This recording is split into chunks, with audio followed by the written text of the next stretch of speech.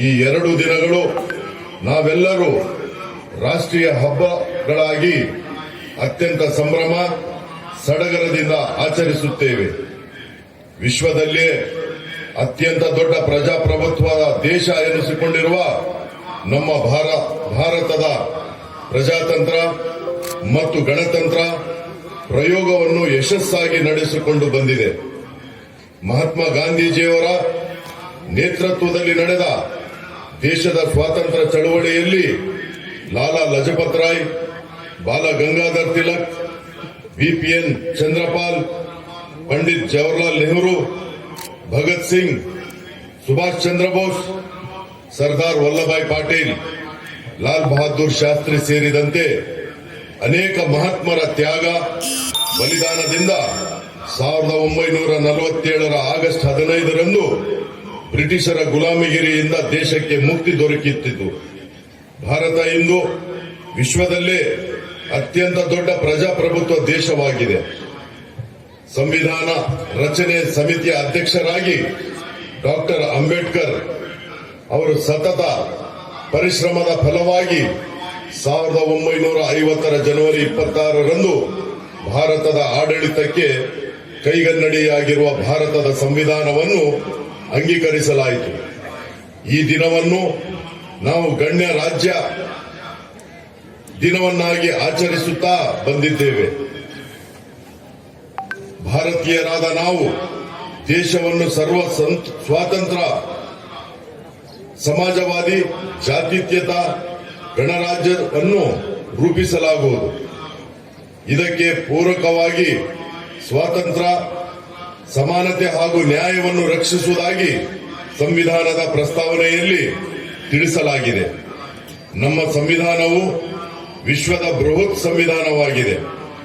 448 ವಿಧೇಯಕಗಳನ್ನು, 12 ಪರಿಷ್ಕೃತ ದರಗಳನ್ನು, 103ಕ್ಕೂ ಹೆಚ್ಚು ಬಾರಿ ತಿದ್ದುಪಡಿಯನ್ನು ಒಳಗೊಂಡು ಸಂವಿಧಾನವಾಗಿರುತ್ತದೆ.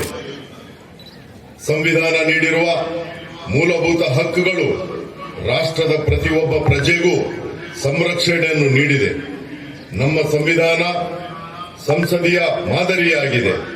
ಪ್ರತಿಯೊಂದು ಕಾನೂನನ್ನು ಪ್ರಜಾತಾತ್ಮಕವಾಗಿ ಕಾರ್ಯನಿರ್ವಹಿಸುತ್ತಿರುವುದು ಸಂಸತ್ತಿನ ಮೂಲಕವೇ ಎಲ್ಲ ಶಾಸನಗಳನ್ನು ರೂಪಿಸುವ ಜನತಾಂತ್ರಿಕ ವ್ಯವಸ್ಥೆ ನಮ್ಮದಾಗಿದೆ.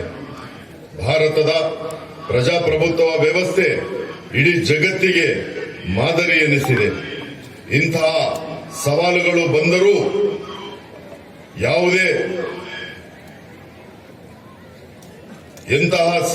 ಬಂದರೂ ಅವುಗಳನ್ನು ಎದುರಿಸಿ ನಮ್ಮ ಪ್ರಜಾಪ್ರಭುತ್ವದ ವ್ಯವಸ್ಥೆಯ ನೆಲೆಗಟ್ಟು ಅಲಗಾಡದೆ ಗಟ್ಟಿಯಾಗಿ ನಿಂತಿದೆ. ಇದಕ್ಕೆ ಸಂವಿಧಾನದ ಅಡಿಪಾಯಿ ಹಾಕಿದ ಸಂವಿಧಾನ ಶಿಲ್ಪಿ ಭಾರತ ರತ್ನ ಡಾಕ್ಟರ್ BR ಅಂಬೇಡ್ಕರ್ ಅವರಿಗೆ ನಾವೆಲ್ಲರೂ ಚಿರ ಋಣಿಗಳಾಗಿರಬೇಕು. ರಾಷ್ಟ್ರೀಯ ಭಾವೈಕ್ಯತೆ, ಸಹಬಾಳ್ವೆ ಮತ್ತು ಸೌಹಾರ್ದತೆ ನಮ್ಮೆಲ್ಲರ ಉಸಿರಾಗಬೇಕಾಗಿದೆ. ನಮ್ಮ ದೇಶದ ಜನಸಂಖ್ಯೆಯಲ್ಲಿ ಯುವಕರ ಪಾಲು ಹೆಚ್ಚಾಗಿದೆ. ಈ ಅಪಾರ ಯುವ ಶಕ್ತಿಯನ್ನು ಸದ್ಬಳಕೆಗಾಗಿ ಇಂದು ಅವಕಾಶಗಳನ್ನು ಒದಗಿಸುವುದು ಅಗತ್ಯವಾಗಿದೆ. ಯುವ ಜನಾಂಗ ತಮ್ಮ ಹೊಣೆಗಿರಿತು ದುಶ್ಚಟಗಳಿಗೆ ಬಲಿಯಾಗದೆ ದುಡಿಮೆಯಲ್ಲಿ ನಿರತರಾಗಬೇಕಾಗಿದೆ. ಜಿಲ್ಲಾ ಪಂಚಾಯತ್ ಇಲಾಖೆಯಿಂದ ಮಹಾತ್ಮ ಗಾಂಧಿ ರಾಷ್ಟ್ರೀಯ ಉದ್ಯೋಗ ಖಾತ್ರಿ ಯೋಜನೆ ಅಡಿಯಲ್ಲಿ ಕೊಪ್ಪಳ ಜಿಲ್ಲೆಯಲ್ಲಿ 2,85,264 ಕುಟುಂಬಗಳನ್ನು ನೋಂದಾಯಿಸಿ ಉದ್ಯೋಗ ಚೀಟಿಗಳನ್ನು ನವೀಕರಿಸಿ ದೃಢಗೊಳಿಸಲಾಗಿದೆ. ಜಿಲ್ಲೆಗೂ ರೂಪಾಯಿ 295 ಕೋಟಿ ಕ್ರಿಯಾ ಯೋಜನೆಗಳನ್ನು ಗ್ರಾಮ ಪಂಚಾಯಿತಿ ಮಟ್ಟದಲ್ಲಿ ತಯಾರಿಸಲಾಗಿದೆ. 2022ನೇ ಸಾಲಿಗೆ ಒಟ್ಟು 65 ಲಕ್ಷ ಮಾನವ ದಿನಗಳನ್ನು ಸಮೃದ್ಧಿಸುವ ಗುರಿಯನ್ನು ಹೊಂದಲಾಗಿದೆ. ಈ ಯೋಜನೆ ಅಡಿಯಲ್ಲಿ ಕಾಮಗಾರಿಗಳನ್ನು ಪ್ರಾರಂಭಿಸಿ ದಿನಾಂಕ 20/1/21 ಅಂತ್ಯದವರೆಗೂ ಕೂಲಿ ಕಾರ್ಮಿಕರಿಗೆ ಉದ್ಯೋಗ ನೀಡಿ 44 ಲಕ್ಷ ಮಾನವ ದಿನಗಳನ್ನು ಸುಸಜ್ಜಿಸಲಾಗಿದೆ ಹಾಗೂ ರೂಪಾಯಿ 239.74 ಕೋಟಿಗಳ ಅನುದಾನ ಬಳಕೆ ಮಾಡಲಾಗಿದೆ. ವಸತಿ ಯೋಜನೆ ಅಡಿಯಲ್ಲಿ 21ನೇ ಸಾಲಿನ ಡಾಕ್ಟರ್ ಅಂಬೇಡ್ಕರ್ ವಸತಿ ಹಾಗೂ ಬಸವ ವಸತಿ ಯೋಜನೆ ಅಡಿಯಲ್ಲಿ ಕೊಪ್ಪಳ ಜಿಲ್ಲೆ 5,840 ಮನೆಗಳ ಗುರಿ ನಿಗದಿಪಡಿಸಿದ್ದು, ಈ ನಿಗದಿಪಡಿಸಿದ ಗುರಿ ಫಲಾನುಭವಿಗಳನ್ನು ಗ್ರಾಮ ಸಭೆ ಮೂಲಕ ಆಯ್ಕೆ ಮಾಡಲಾಗುವುದು. 19-20ನೇ ಸಾಲಿನ ಪ್ರಧಾನಮಂತ್ರಿ ಆವಾಸ್ ಯೋಜನೆ ಅಡಿಯಲ್ಲಿ 2,962 ಮನೆಗಳನ್ನು ಗುರಿ ನೀಡಿದ್ದು, 2,620 ಮನೆಗಳನ್ನು ಅನುಮೋದನೆಗೊಂಡಿದ್ದು, ಇದರಲ್ಲಿ 372 ಪೂರ್ಣಗೊಂಡಿವೆ ಹಾಗೂ ಇನ್ನು 1,383 ಪ್ರಗತಿಯಲ್ಲಿರುತ್ತದೆ.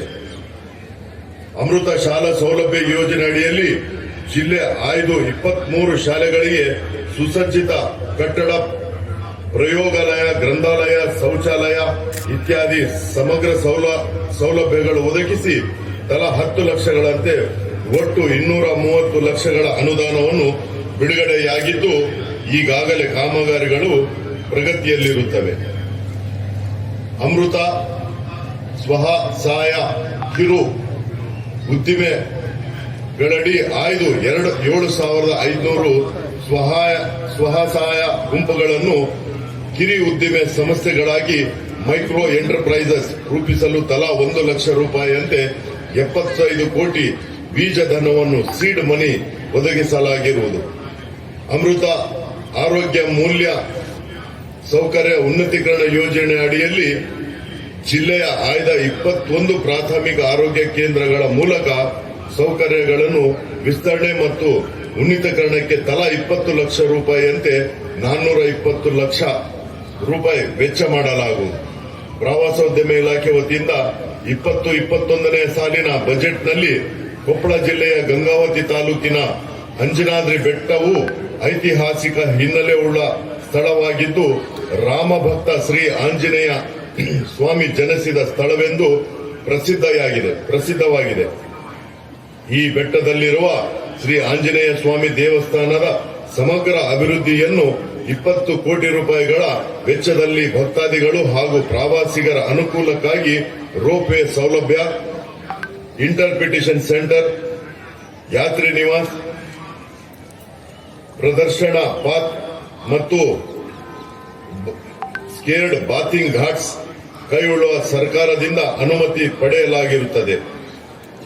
ಜಿಲ್ಲಾ ಆರೋಗ್ಯ ಮತ್ತು ಕುಟುಂಬ ಇಲಾಖೆ ಕೋವಿಡ್-19 ಪ್ರಾರಂಭವಾಗಿರೋದ್ರಿಂದ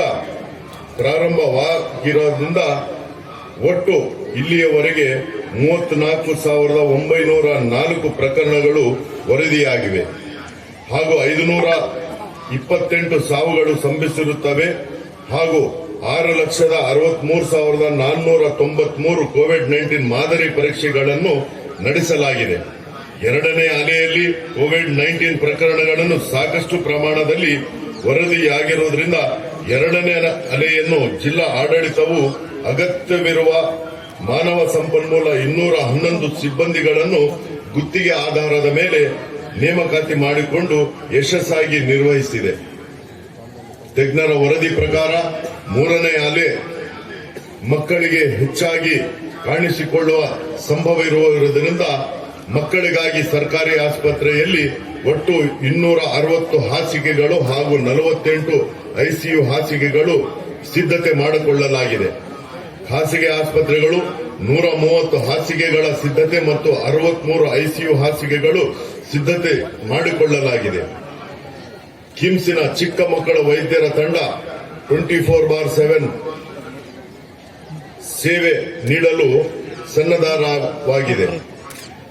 ಇಲ್ಲಿಯವರೆಗೂ ಜಿಲ್ಲೆಯಲ್ಲಿ 10,31,512 ಫಲಾನುಭವಿಗಳಿಗೆ ಮೊದಲು ಹಾಗೂ 7,96,606 ಫಲಾನುಭವಿಗಳಿಗೆ ಎರಡನೇ ಕೋವಿಡ್ ಲಸಿಕೆಯನ್ನು ನೀಡಲಾಗಿರುತ್ತದೆ.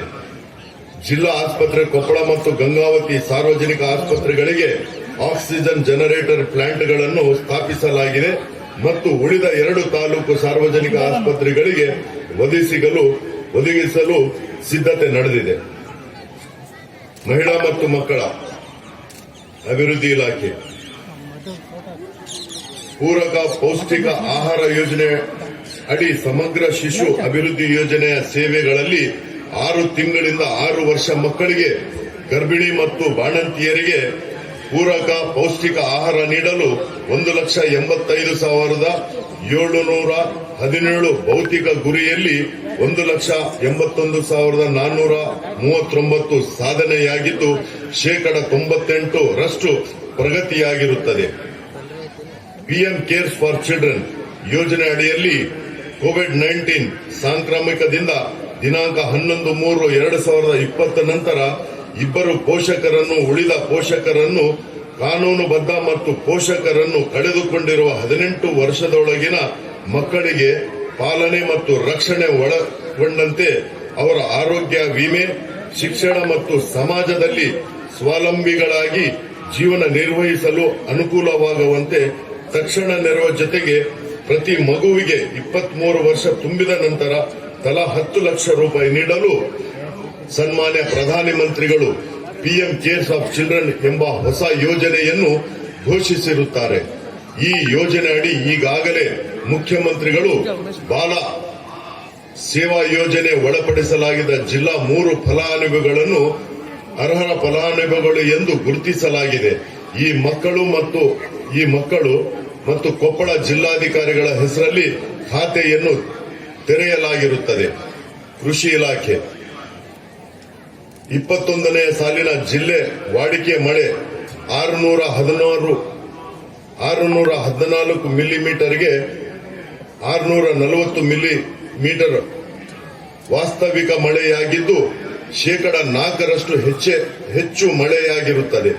ಮುಂಗಾರು ಹಂಗಾಮಿಯಲ್ಲಿ ಜಿಲ್ಲೆಯ ಬಿತ್ತನೆ ಗುರಿ 3.8 ಲಕ್ಷ ಹೆಕ್ಟೇರ್ಗಳಿಗೆ 3.9 ಲಕ್ಷ ಹೆಕ್ಟೇರ್ ಪ್ರದೇಶದಲ್ಲಿ ಶೇಕಡ 100ರಷ್ಟು ಬಿತ್ತನೆಯಾಗಿರುತ್ತದೆ ಹಾಗೂ ಹಿಂಗಾರು ಹಂಗಾಮಿನಲ್ಲಿ 1.55 ಲಕ್ಷ ಹೆಕ್ಟೇರ್ಗಳಿಗೆ 1.73 ಲಕ್ಷ ಹೆಕ್ಟೇರ್ ಪ್ರದೇಶದಲ್ಲಿ ಶೇಕಡ 112ರಷ್ಟು ಬಿತ್ತನೆಯಾಗಿರುತ್ತದೆ. ಈ ವರ್ಷ ಮುಂಗಾರು ಹಾಗೂ ಹಿಂಗಾರು ಹಂಗಾಮು ಜಿಲ್ಲೆಗೆ ಆಶಾದಾಯಕವಾಗಿರುತ್ತದೆ. ಜಿಲ್ಲೆಯ ನವೆಂಬರ್ ತಿಂಗಳಲ್ಲಿ ಬಂದಂತಹ ಅತಿವೃಷ್ಟಿ ಮಳೆಯಿಂದ ಹಾನಿಯಾದ ಕೃಷಿ ಹಾಗೂ ತೋಟಗಾರಿಕೆ ಬೆಳೆಗಳನ್ನು ಒಂದು ವಾರದಲ್ಲಿ ತ್ವರಿತವಾಗಿ ಕಂದಾಯ, ಕೃಷಿ ಹಾಗೂ ತೋಟಗಾರಿಕೆ ಇಲಾಖೆಯ ಮೂಲಕ 49,002 ಹೆಕ್ಟೇರ್ ಪ್ರದೇಶಗಳನ್ನು ಜಂಟಿ ಸಮೀಕ್ಷೆ ಮಾಡಿ ಬೆಳೆ ಹಾನಿಯಾದ 61.680 ರೈತರಿಗೆ ಸುಮಾರು ರೂಪಾಯಿ 40.79 ಕೋಟಿ ಪರಿಹಾರ ಮೊತ್ತವನ್ನು ರೈತರ ಖಾತೆಗೆ ನೇರವಾಗಿ ಡಿಬಿಟಿ ಮೂಲಕ ಜಮೆ ಮಾಡಲಾಗಿದೆ. ಕರ್ನಾಟಕ ಸರ್ಕಾರವು ಎಸ್ಡಿಆರ್ಎಫ್ ಯೋಜನೆ ಅಡಿಯಲ್ಲಿ ಬೆಳೆ ಹಾನಿ ಪರಿಹಾರ ಮೊತ್ತವನ್ನು ದ್ವಿಗುಣಗೊಳಿಸಿರುತ್ತಾರೆ. ಕುಷ್ಕಿ ಬೆಳೆಗೆ 6,800 ಇಂದ 13,600, ನೀರಾವರಿ ಬೆಳೆಗೆ 13,500 ಇಂದ 25,000, ತೋಟಗಾರಿಕೆ ಬೆಳೆಗಳಿಗೆ 18,000ದಿಂದ 28,000ಕ್ಕೆ ಹೆಚ್ಚಿಸಿ ಘೋಷಣೆ ಮಾಡಲಾಗಿರುತ್ತದೆ. ಪ್ರಧಾನಮಂತ್ರಿ ಕಿಸಾನ್ ಸನ್ಮಾನ್ ನಿಧಿ ಯೋಜನೆ ಅಡಿಯಲ್ಲಿ ಜಿಲ್ಲೆಯ 1.52 ಲಕ್ಷ ಅರ್ಹ ರೈತರಿಗೆ 10ನೇ ಕಂತಿನ ಮೊತ್ತ 30.61 ಕೋಟಿ ರೈತರ ಖಾತೆಗೆ ಜಮೆ ಆಗಿರುತ್ತದೆ. ಪ್ರಧಾನಮಂತ್ರಿ ಕೃಷಿ ಸಿಂಚಾಯಿ ಯೋಜನೆ ಅಡಿಯಲ್ಲಿ ಜಿಲ್ಲೆಯ 5,224 ಹೆಕ್ಟೇರ್ ಪ್ರದೇಶದ ರೈತರುಗಳಿಗೆ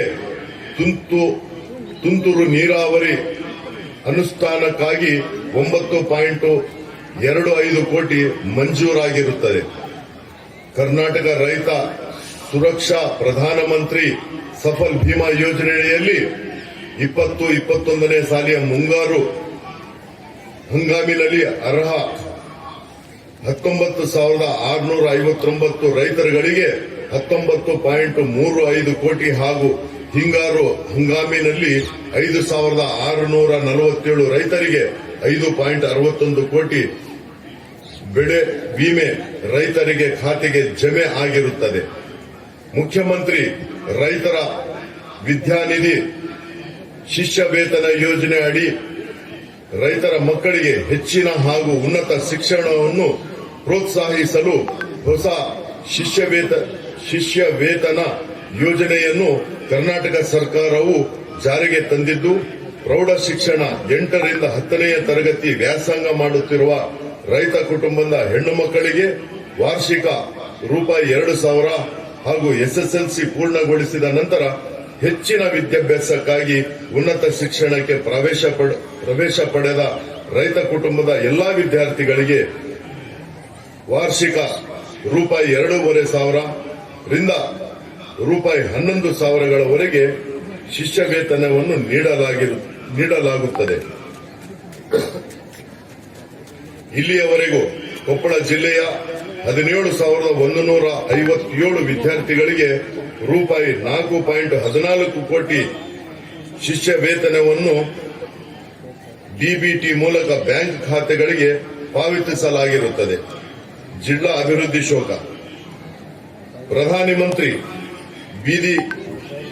ಬೀದಿ ವ್ಯಾಪಾರಿಗಳ ಆತ್ಮನಿರ್ಭರ ಯೋಜನೆ ಅಡಿಯಲ್ಲಿ ರಾಜ್ಯದಲ್ಲಿ ಕೊಪ್ಪಳ ಜಿಲ್ಲೆಯ ಪ್ರಧಾನಿ ಮಂತ್ರಿ ಆತ್ಮನಿರ್ಭರ್ ಯೋಜನೆ ಬೀದಿ ವ್ಯಾಪಾರಿಗಳಿಗೆ 10,000 ಕಿರು ಸಾಲ ಸೌಲಭ್ಯ ನೀಡುವ ಕಾರ್ಯಕ್ರಮದ ಅಡಿಯಲ್ಲಿ ನಿಗದಿಪಡಿಸಲಾದ 3,174 ಗುರಿಯಲ್ಲಿ 2,866 ಫಲಾನುಭವಿಗಳಿಗೆ ಕಿರು ಸಾಲ ಬಿಡುಗಡೆ ಮಾಡಲಾಗಿದ್ದು, 90% ಪ್ರಗತಿ ಸಾಧಿಸಲಾಗಿದ್ದು, ಉಳಿದ ಫಲಾನುಭವಿಗಳಿಗೆ ಸಾಲ ಮಂಜೂರು ಮಾಡುವ ಕಾರ್ಯವು ಪ್ರಗತಿಯಲ್ಲಿ ಇರುತ್ತದೆ.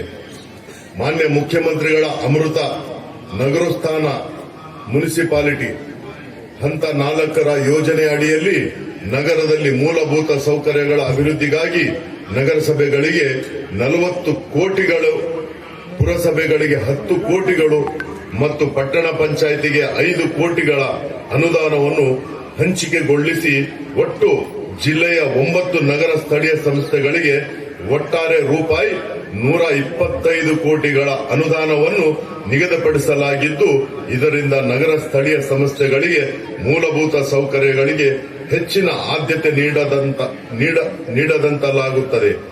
ಈ ಯೋಜನೆ ಅಡಿ ಶೀಘ್ರವೇ ಅನುಷ್ಠಾನಗೊಳಿಸಲು ಕ್ರಿಯಾ ಯೋಜನೆ ತಯಾರಿಸುವ ಕಾರ್ಯವು ರೂಪಿಸಲಾಗುವುದು. ಸಹಕಾರ ಇಲಾಖೆ. ಕೊಪ್ಪಳ ಜಿಲ್ಲೆಯಲ್ಲಿ 21-22ನೇ ಸಾಲಿನ ದಿನಾಂಕ 31/12/21 ಒಟ್ಟು 35,220 ಸದಸ್ಯರುಗಳಿಗೆ ₹199.73 ಕೋಟಿ ಅಲ್ಪಾವಧಿ ಸಾಲ ವಿಸ್ತರಣೆ ಮಾಡಿರುತ್ತೇವೆ. ಕೊಪ್ಪಳ ಜಿಲ್ಲೆಯ ಒಟ್ಟು 4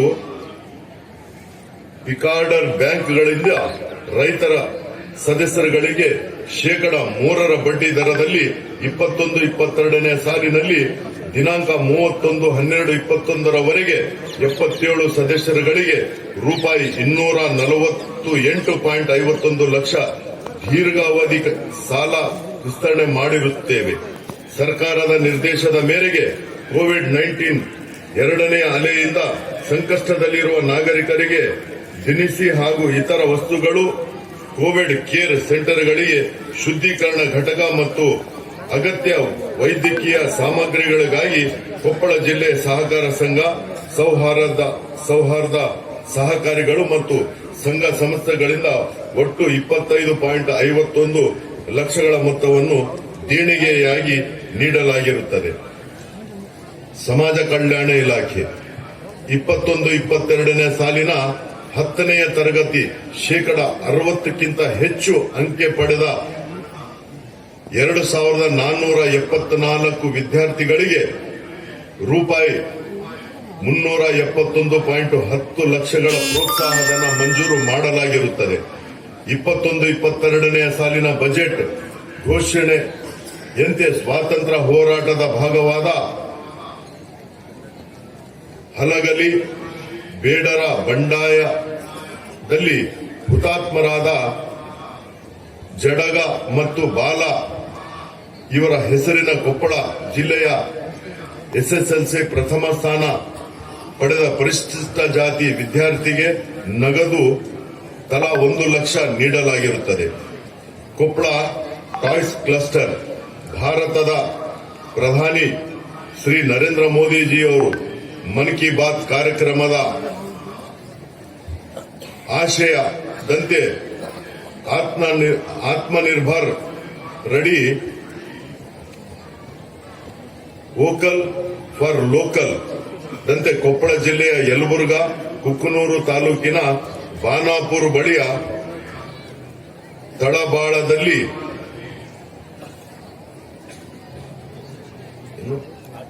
ಆಟಿಕೆ ಕ್ಲಸ್ಟರ್ ಏಕಸ್ ಕಂಪನಿಯವರಿಂದ ಸ್ಥಾಪಿಸಲಾಗಿದ್ದು, ಮುಂದಿನ ದಿನಗಳಲ್ಲಿ ಸ್ಥಳೀಯರಿಗೆ ಹೆಚ್ಚಿನ ಉದ್ಯೋಗಾವಕಾಶ ಕಲ್ಪಿಸಲಾಗುವುದು. ದೇಶದ ಒಟ್ಟು ವ್ಯವಸ್ಥೆಯಲ್ಲಿ ನಾವೆಲ್ಲರೂ ಕೂಡಿ ಬಾಳೋಣ. ಕರ್ನಾಟಕ ಸರ್ವ ಜನಾಂಗದ ಶಾಂತಿಯ ತೋಟವಾಗಿದ್ದು, ಇಲ್ಲಿ ಹಿಂದೂ, ಕ್ರೈಸ್ತ, ಮುಸಲ್ಮಾನ, ಪಾರ್ಸಿಕ, ಜೈನರು ಸೇರಿದಂತೆ ಎಲ್ಲಾ ಧರ್ಮ, ಜಾತಿ, ಜನಾಂಗದವರು ಸಹೋದರರಂತೆ ಬಾಳುತ್ತಿದ್ದೇವೆ. ಈ ಮೂಲಕ ವಿವಿಧತೆಯಲ್ಲಿ ಏಕತೆಯನ್ನು ಇಡೀ ವಿಶ್ವಕ್ಕೆ ಸಾರಿದ ದೇಶ ನಮ್ಮದಾಗಿದೆ. ಈ ಸಂವಿಧಾನದ ಆಶಯಗಳನ್ನು ಎಲ್ಲರಿಗೂ ಸೇರಿ ಮನಗೊಂಡು ಮುನ್ನಡೆಸೋಣವೆಂದು ಹೇಳುತ್ತಾ ನನ್ನ ಮಾತಿಗೆ ವಿರಾಮ ಹೇಳುತ್ತೇನೆ. ಜೈ ಹಿಂದ್, ಜೈ ಕರ್ನಾಟಕ. ಮಹತ್ವದ ದಿನಗಳಾಗಿವೆ. ಈ 2 ದಿನಗಳು ನಾವೆಲ್ಲರೂ ರಾಷ್ಟ್ರೀಯ ಹಬ್ಬಗಳಾಗಿ ಅತ್ಯಂತ ಸಂಭ್ರಮ ಸಡಗರದಿಂದ ಆಚರಿಸುತ್ತೇವೆ. ವಿಶ್ವದಲ್ಲೇ ಅತ್ಯಂತ ದೊಡ್ಡ ಪ್ರಜಾಪ್ರಭುತ್ವದ ದೇಶ ಎನಿಸಿಕೊಂಡಿರುವ ನಮ್ಮ ಭಾರತದ ಪ್ರಜಾತಂತ್ರ ಮತ್ತು ಗಣತಂತ್ರ ಪ್ರಯೋಗವನ್ನು ಯಶಸ್ಸಾಗಿ ನಡೆಸಿಕೊಂಡು ಬಂದಿದೆ. ಮಹಾತ್ಮ ಗಾಂಧೀಜಿಯವರ ನೇತೃತ್ವದಲ್ಲಿ ನಡೆದ ದೇಶದ ಸ್ವಾತಂತ್ರ್ಯ ಚಳವಳಿಯಲ್ಲಿ ಲಾಲಾ ಲಜಪತ್ ರಾಯ್, ಬಾಲ ಗಂಗಾಧರ್ ತಿಲಕ್, ಬಿಪಿಎನ್ ಚಂದ್ರಪಾಲ್, ಪಂಡಿತ್ ಜವಾಹರ್ಲಾಲ್ ನೆಹರು